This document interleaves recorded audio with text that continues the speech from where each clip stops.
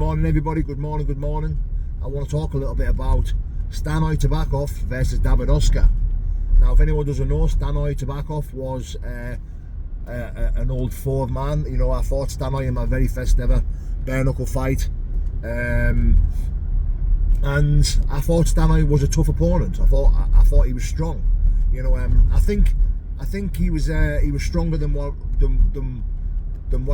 I think he was strong, because he felt strong to me because of the weight cut that I did. Because as soon as I get under 100 kilos, you know, I feel less than. You know, I feel weaker. I feel depleted.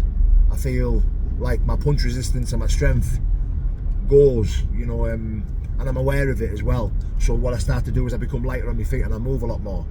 You know, but yeah, take nothing away from Stanoy. He is a formidable opponent. He's strong, and he's obviously powerful as well, because he fucking dropped me.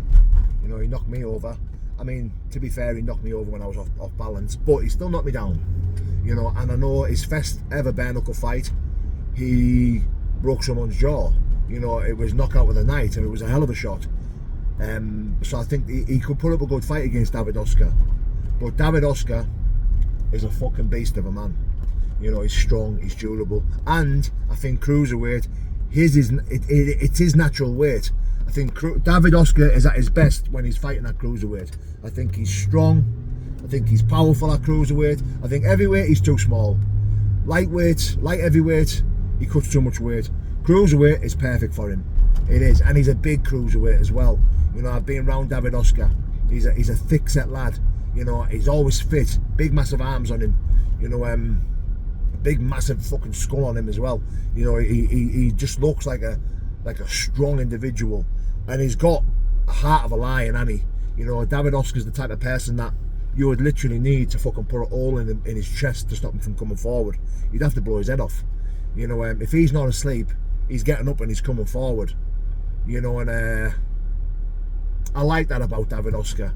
You know, I think any fighter can respect a man who just will not lay down, a man who just keeps coming forward, a man who just does not fucking stop. I think any fighter in this planet can look at that man and admire it and respect it and think, wow, what a guy. You know, and I think that's what we all see when we look at Dawid Oscar. When any fighter in the world watches Dawid Oscar, they're in awe at him, because they think, fucking hell, how's he getting up off that? You know, and that's why I'll never not back him against anyone. You know, if Dawid Oscar's fighting anyone on this planet, you think, if he keeps getting up, it's going to be a long night. You know, unless you can't do what Aggie Faulkner did to Dawid Oscar, which is absolutely stop him in his tracks, you're in for a long fucking night, aren't you? You know, and I don't think Stanoy has that type of power to, like, proper stop him.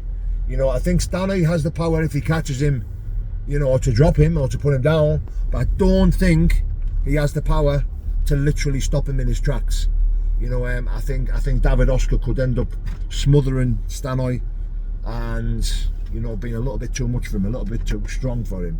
You know, I'm not rooting for any fighter in these. I speak to Stanoy in private, and I speak to Dawid Oscar in private. I think they're both two top lads, two top warriors, and I'm leaning more towards Dawid Oscar for the win, but you never know. You never know. I couldn't write even man off, but I'm looking forward to watching it. God bless, guys.